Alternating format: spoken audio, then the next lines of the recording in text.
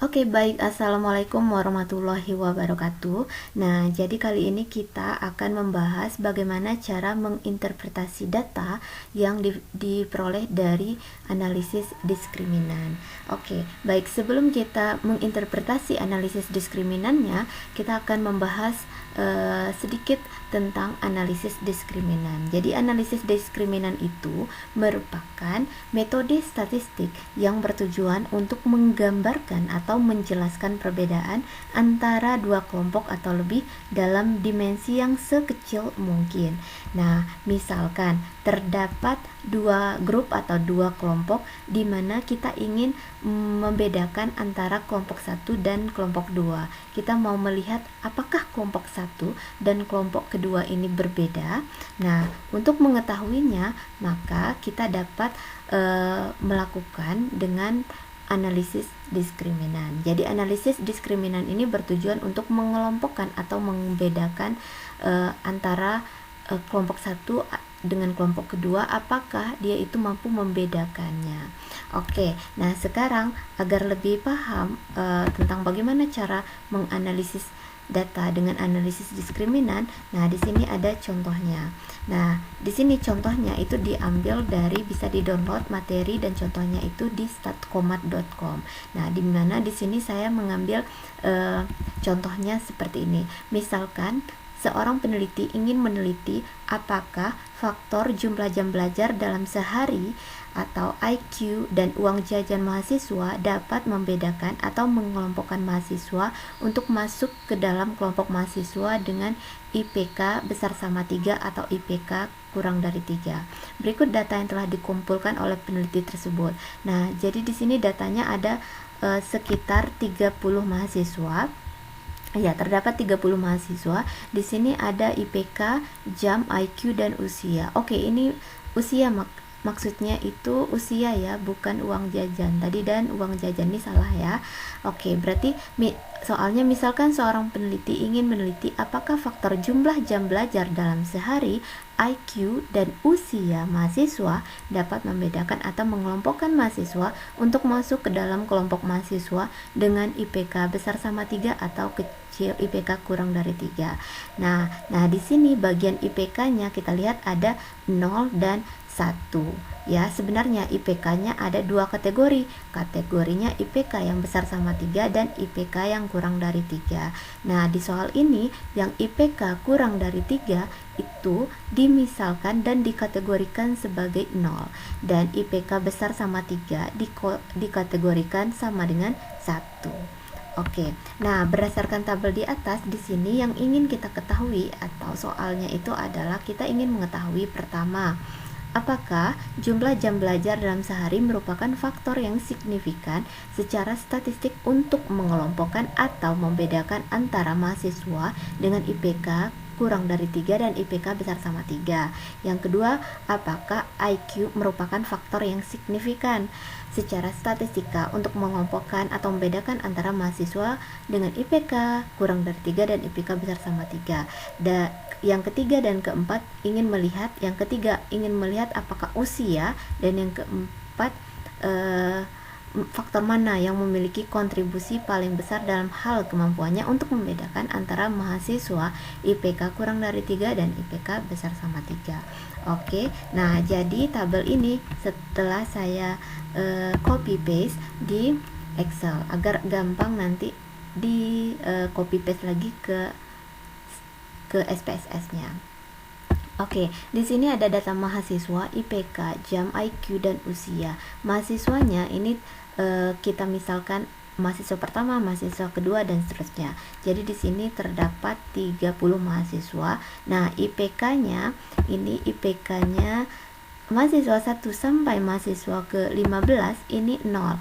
0 itu berarti IPK-nya kurang dari 3. Yang 1 itu berarti IPK-nya besar sama 3.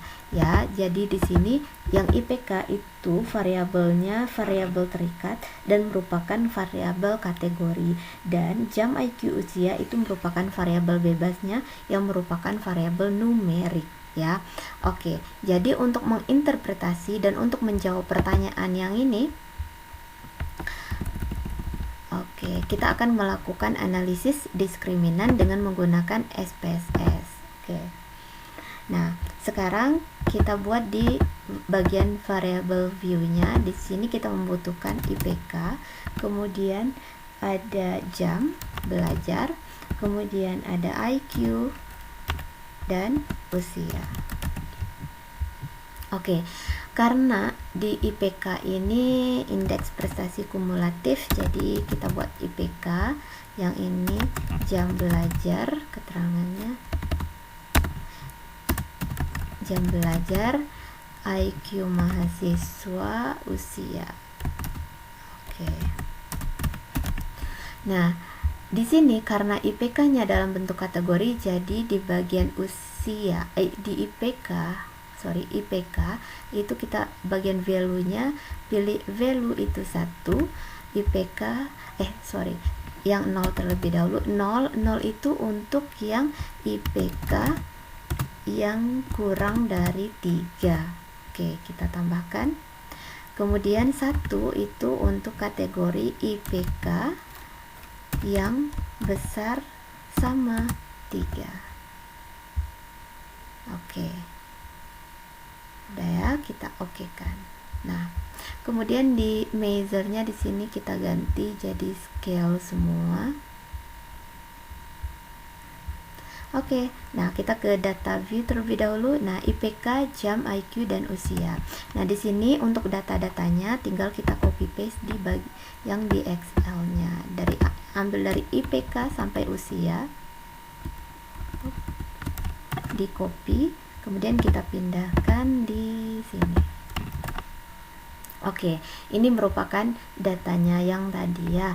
Nah, data-data ini akan kita analisis dengan analisis diskriminan namanya. Oke, nah caranya itu sekarang kita pilih analyze, kemudian classify. Oke, ini dia. Dan diskriminan. Nah, kita mau klasifikasikannya. Oke, IPK ini merupakan grouping variabel. Nah, kita pilih define range. Nah, di sini IPK kita ingin mengelompokkan antara IPK kurang dari 3 dan IPK yang besar sama 3. Dimana kelompoknya tadi kita kategorikan 0 dan 1. 0 itu untuk minimumnya, maksimumnya 1. Oke, continue. Kemudian bagian jam belajar, IQ, usia kita masukkan di independennya sebagai variabel independennya. Nah, kemudian kita pilih statistik.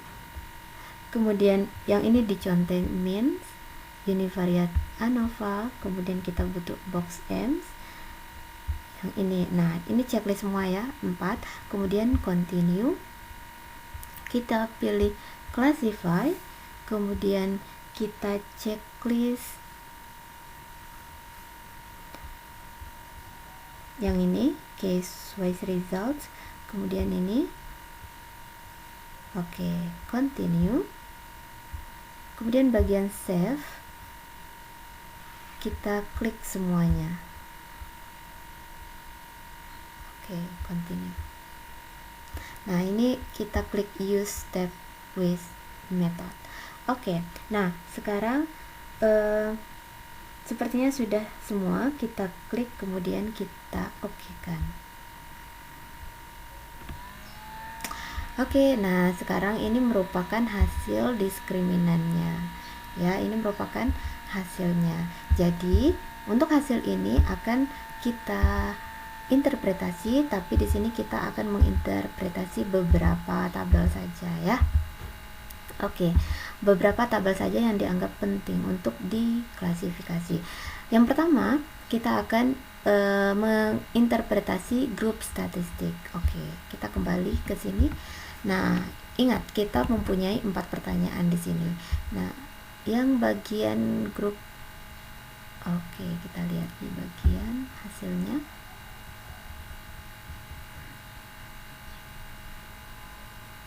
Nah, di sini bagian grup statistik. Ada di bagian grup statistik tabel 12.4. Oke. Oops. grup statistik. Nah, ini dia. Grup statistik ini kita copy paste dari SPSS-nya. Nah, ini outputnya. Grup statistik. Ada IPK kurang dari 3. Oke, ini kita copy paste sehingga di sini hasilnya sama ya, 5,8. Ini juga 5,87. Oke. Nah, berdasarkan tabel grup statistik, kita dapat menarik informasi di mana di sini kita lihat untuk means atau rata-ratanya. Untuk jumlah jam belajar dalam sehari itu yang IPK kurang dari 3 itu 5,87. Kalau IPK besar sama 3, jumlah jam belajarnya 13,67. Kita lihat ini rata-ratanya berbeda ya. Nah, rata-ratanya itu berbeda. Nah, perhatikan bahwa secara rata-rata terlihat perbedaan yang begitu mencolok dalam hal jumlah jam belajar dalam sehari antara mahasiswa yang IPK-nya kurang dari 3 dan yang IPK-nya besar sama 3. Nah, secara rata-rata, mahasiswa yang IPK besar sama 3 menghabiskan waktu untuk belajar dalam sehari itu lebih lama dibandingkan mahasiswa dengan IPK-nya kurang dari 3.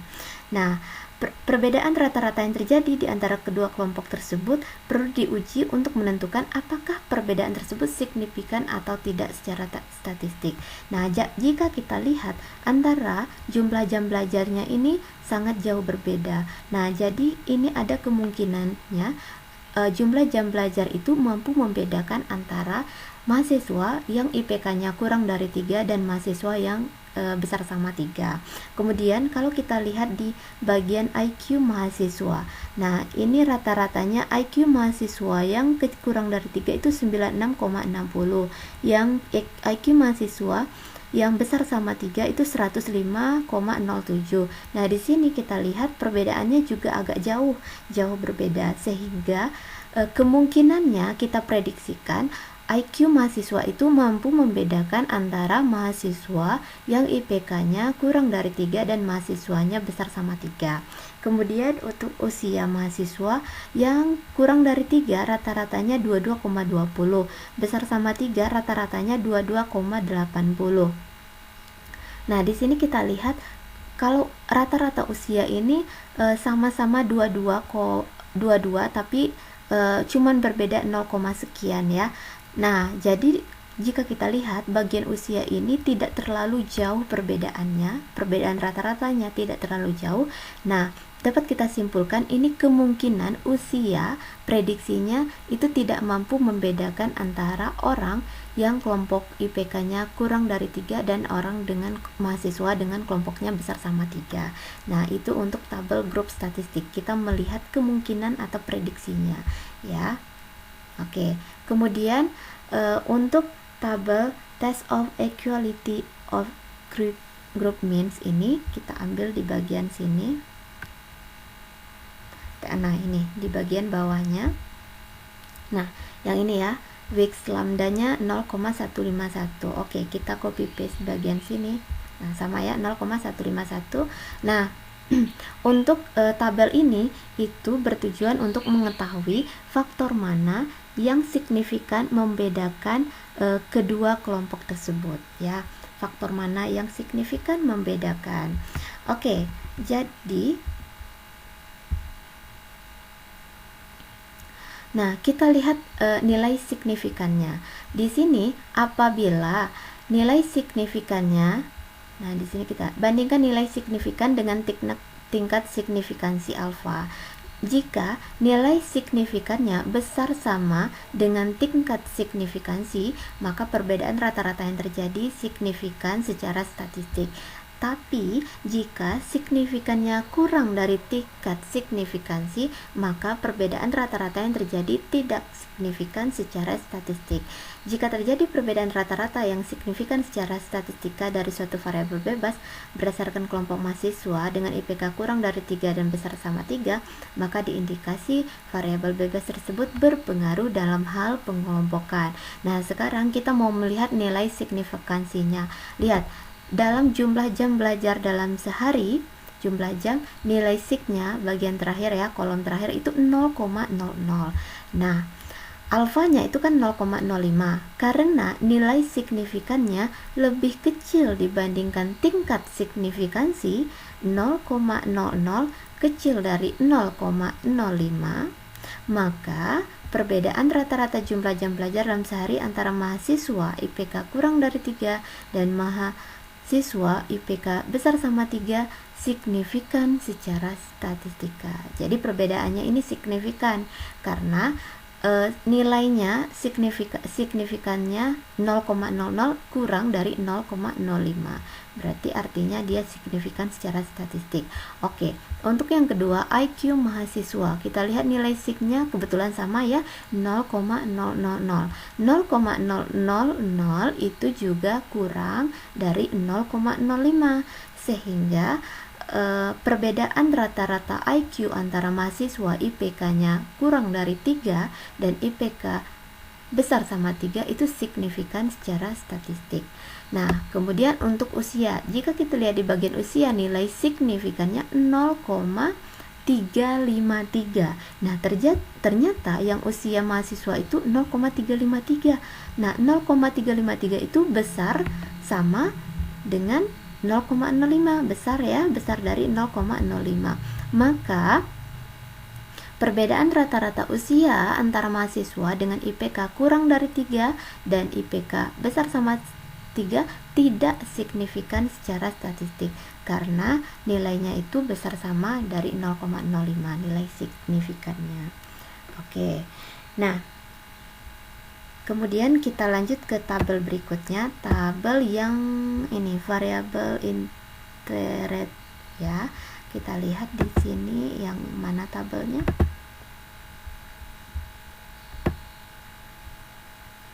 Nah, ini.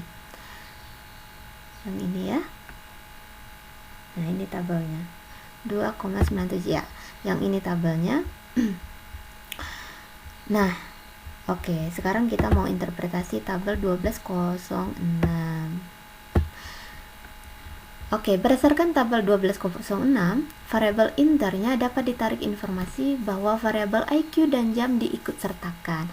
Nah, jadi di sini bisa kita lihat karena nilai yang sebelumnya tadi kita mau melihat mana yang lebih kuat ya, mampu membedakan. Ternyata yang lebih kuat dan nilainya tadi bisa membedakan itu adalah IQ mahasiswa dan jumlah jam belajar dalam sehari. Dan yang tidak bisa mampu membedakan itu adalah usia. Nah, jadi di bagian tabel ini usia itu tidak diikut sertakan lagi.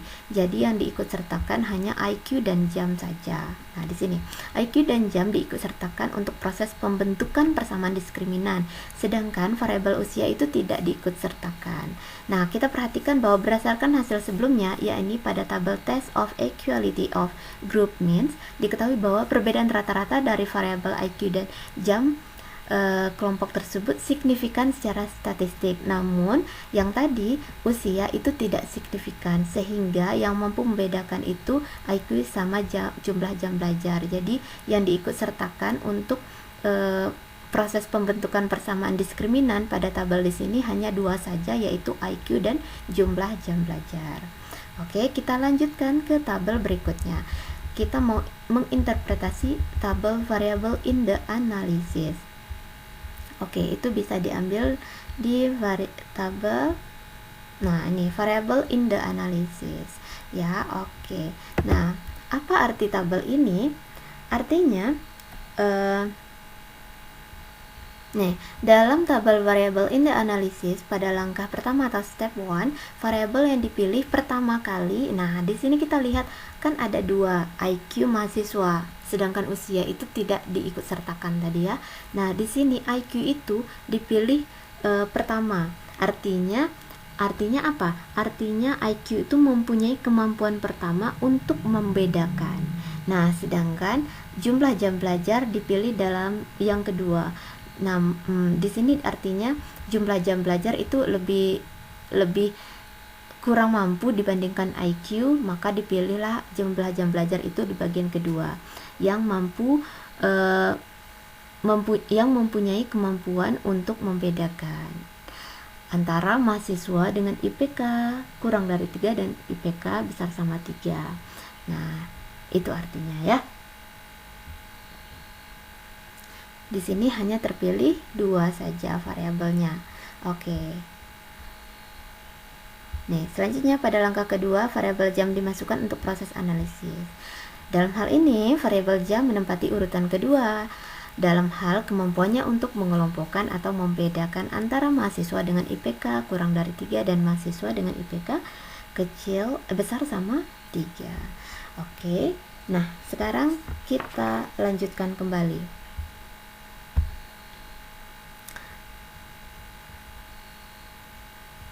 Nah, sekarang kita akan melihat, coba perhatikan tabel function at group centroid. Nah, apa gunanya tabel ini? Itu adalah untuk menentukan batas apakah orang tersebut masuk ke dalam kategori yang mana. Oke, masuk ke dalam kategori mana? Apakah orang-orang tersebut masuk ke dalam kategori IPK kurang dari 3 atau kategori IPK besar sama 3. Nah, sebelumnya kita telah menjawab beberapa pertanyaan ya. Kita telah menjawab pertanyaan yang ini. Nah, apakah jumlah jam belajar dalam sehari merupakan faktor yang signifikan secara statistik untuk mengelompokkan atau membedakan? Nah, tadi sudah kita jawab. Yang mampu secara statistik untuk membedakan itu adalah jumlah jam belajar dan IQ. Ternyata usia tidak mampu membedakan secara signifikan ya. Apakah usia merupakan faktor yang signifikan? Ternyata usia bukan faktor yang signifikan membedakan kelompok IPK kurang dari 3 dan IPK besar sama 3. Nah, di sini, faktor manakah yang memiliki kontribusi paling besar dalam hal kemampuannya untuk membedakan antara mahasiswa? Tadi kita lihat faktor yang paling besar itu adalah IQ, karena IQ terpilih yang pertama dalam tabel sebelumnya. Tabel tadi ada tabel untuk memilih yang pertama itu namanya tabel variabel interremove ya. Jadi faktor yang memiliki kontribusi paling besar itu adalah pertama IQ, yang kedua adalah jumlah jam belajar, dan ternyata usia itu tidak mampu secara signifikan mampu mengelompokkan. Oke, kita sudah menjawab 4 pertanyaan. Nah, di sini jika kita mau melihat seseorang apakah dia mampu mendapatkan IPK besar sama 3 atau kurang dari 3, kita akan lihat di bagian tabel ini, function at group centroid. Nah, tadi tujuan untuk kelompok ini tabel ini adalah untuk menentukan batas apakah orang tersebut masuk ke dalam kategori IPK kurang dari 3, apakah IPK besar sama 3. Nah, ini kita menggunakan rumus. Nah, rumusnya adalah nih, kita ingin melihat nilai pemisahnya, di mana rumusnya N1C0 ditambah N0C1 per N1 tambah N2. N ini adalah jumlah orangnya. 1 itu kelompok pertama, yang 2 ini kelompok kedua. Ini N2 ya. Yang di sini N2. Oke, tadi kelompok pertama jumlahnya berapa? Kelompok pertama ada 15 orang. Nih, yang IPK kurang dari 3 15 orang, yang IPK besar sama 3 juga 15 orang. Ya, jadi ini contohnya.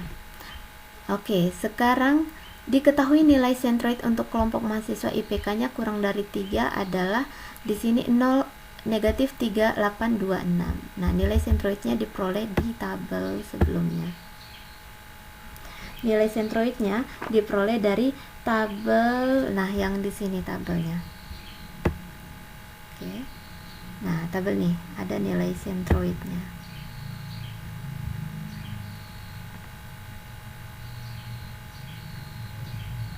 Oke, di sini functionnya kita lihat di canonical. Oke, kita lihat di canonical, outputnya yang canonical.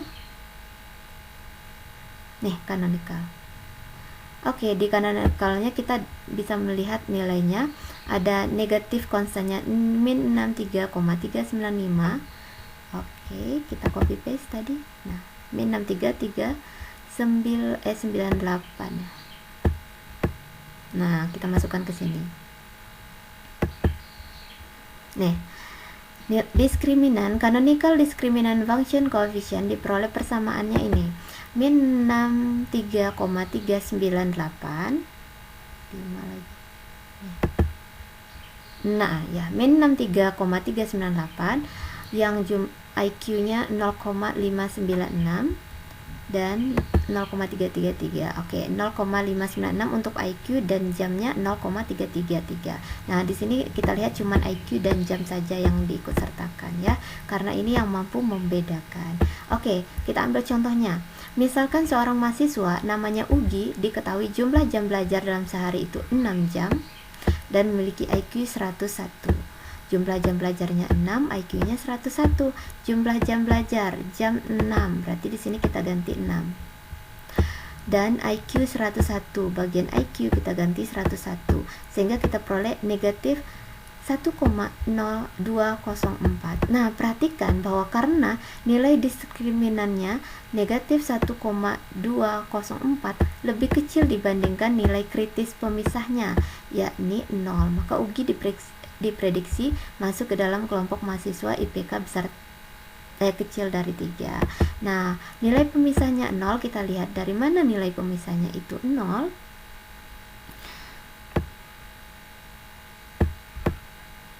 Oke. Nah, weak lambdanya di sini nilai pemisahnya 0,0 ya.